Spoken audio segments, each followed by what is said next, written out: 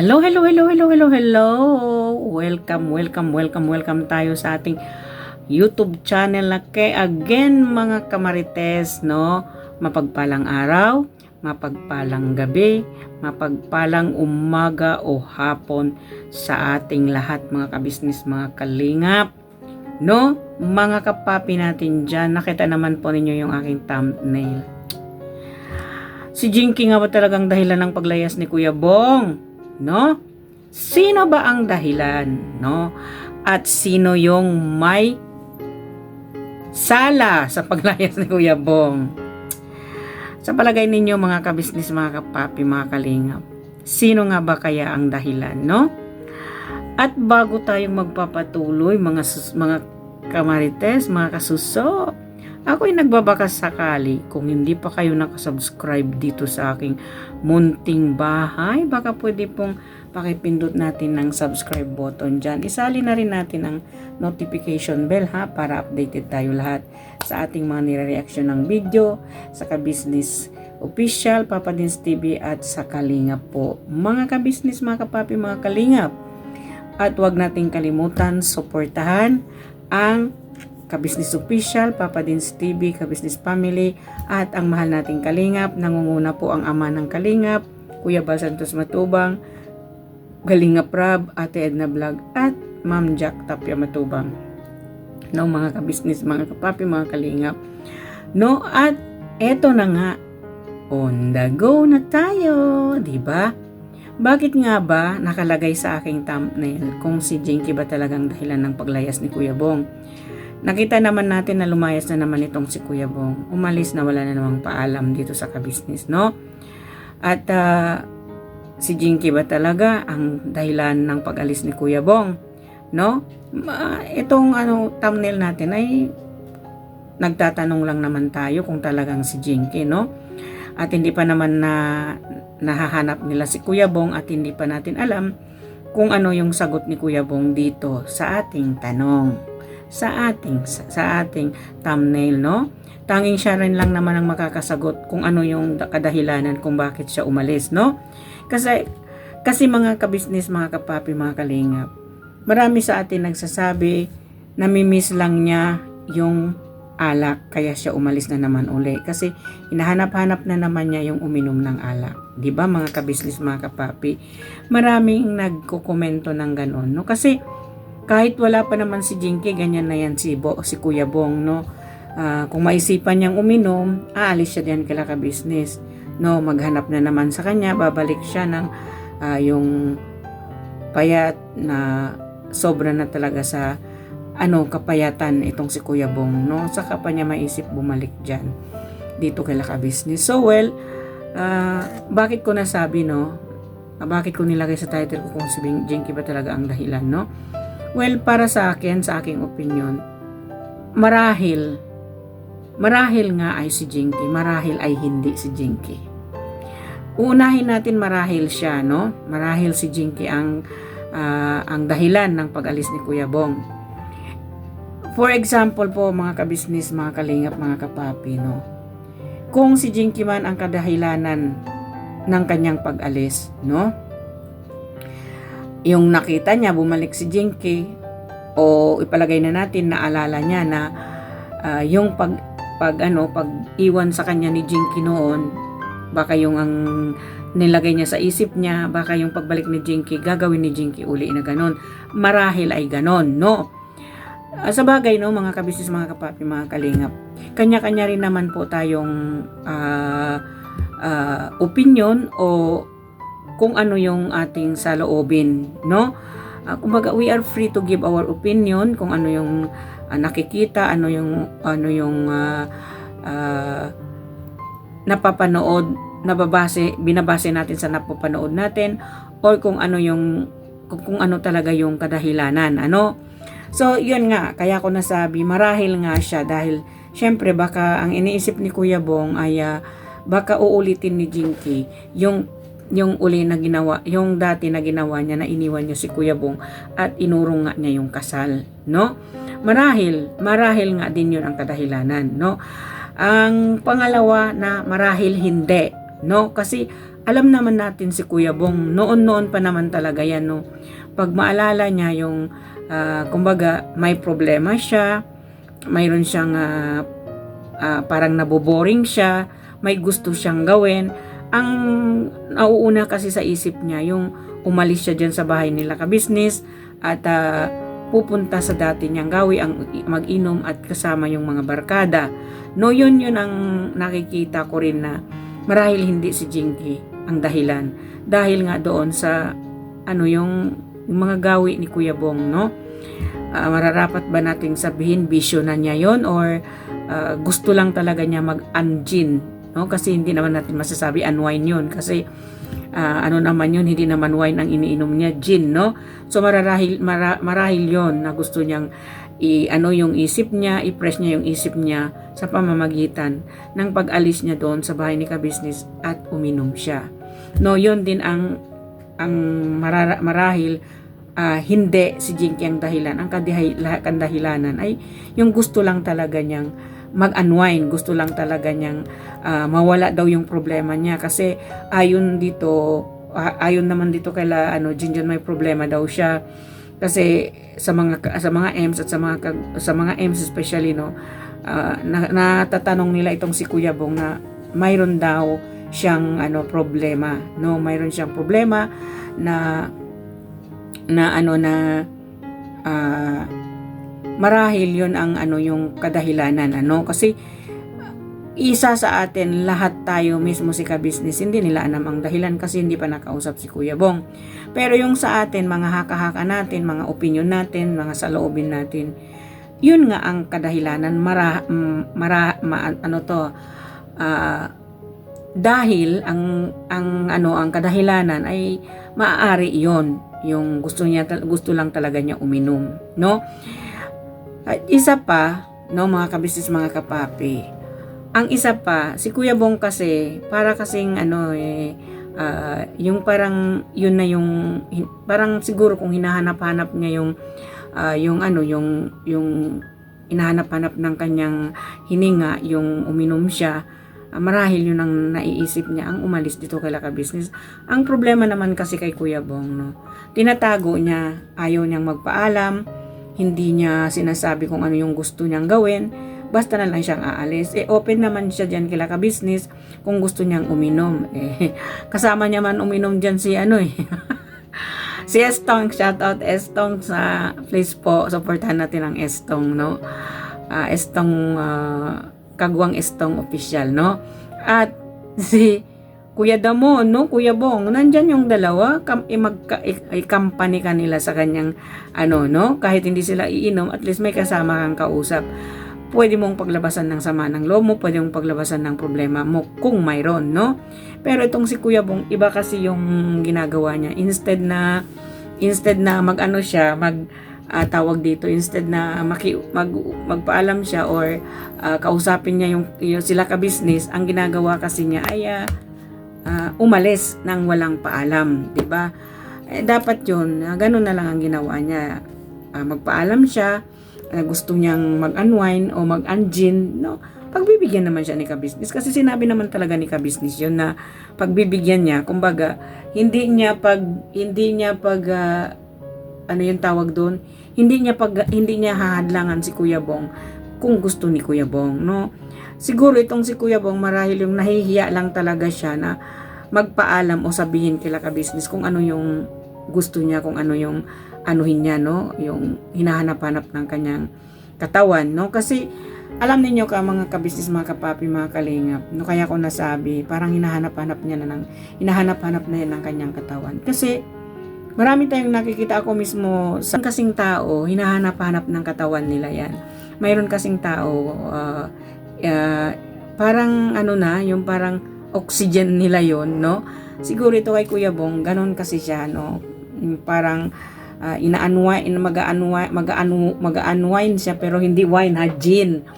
Yun ang nasa isip niya, yung mag-inom siya, pero ang problema kasi, ganon, lagi niya yung ginagawa, lagi niya lang ginagawa yung ganon, no? Na walang paalam, basta umalis tapos hindi mahahanap. Okay lang sana kung umalis siya, no? Halimbawa, umalis siya tapos bumalik naman siya kaagad, wala namang problema doon.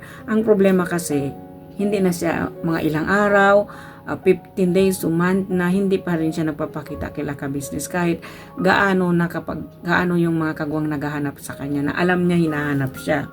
Siya na rin naman nagsasabi na nakikita niya naghahanap sila into yung mga kagwang ay kumbaga bigla siyang nagtatago siya agad, no, hindi na siya nagpapakita. So ibig sabihin yun ang gusto niyang para mawala yung problema niya, para ma-press yung isip niya, yung gawin niya yung aalis siya na walang paalam tapos mag-iinom siya, no? Marahil yung ang sinasabi ko na hindi rin marahil si Jinky ang kadahilanan, no? Alam naman natin yung ugali ni Kuya Bong, no? Sino bang hindi nakakakilala? Hindi lang naman isang beses niya yung ginawa, paulit-ulit niya na lang yung ginagawa, no? Ang problema natin dito, malaking problema dito, kaya naging question na marahil si Jinky ang kadahilanan. Tama-tama naman pagdating ni Jinky, tama-tama naman yung pag-alis ni Kuya Bong, no? Para ba kasing itinaon ni Kuya Bong na aalis siya yung bumalik si Jinky. Para syempre mag-isip tayo, ayaw na ni Kuya Bong kay Jinky, no? Bakit pa siya bumalik dyan? Sa ginawa niyang ganon, etc., no? Alam natin yun na talagang kasalanan ni Jinky yun. Pero, ayan, bumalik siya, humingi ng kapatawaran, humingi ng second chances, at naghumingi din siya ng tawad kay Kuya Bong sa ginawa niya. Although mahirap tanggapin, no? Ayaw natin tanggapin, ayaw natin kay Kuya Bong. Pero tingnan naman ninyo kung ano yung ginawa ni Kuya Bong, no? Hindi naman natin sa pag-iisip ng kung ano, no? Kung halimbawa sa ibang babaeng nangyari, bakit pa, no? Hindi naman nawawala yung bisyo mo. Bumalik na nga ako sa iyo, humingi ako ng sorry, kahit gaano yung pambabas sa akin ng tao, gusto ko makasama ka. Gusto ko tayo pa rin. Pero yung ginawa ni Kuya Bong, no? Ewan natin kung sa ibang babae, marahil itong si Jinky, mahal lang talaga niya si Kuya Bong. Gusto lang talaga niya patunayan kay Kuya Bong na yung pagkakamali niya, iitutuwid niya sa pagkakataong ito. Alam natin, no, si Jinky ay andon na, sinungaling, manloloko, mapagpanggap, pinaasa si Kuya Bong. Pero andito siya ngayon, no? Hindi pa natin alam kung ano yung nasa isip niya, kung mayroon ba siyang hidden agenda or ano yung gagawin niya sa pagbabalik niyang ito. Pero why not, no? Kasi para kasing naging komplikado na yung naging natin dito, kahit kaming mga reactor, no?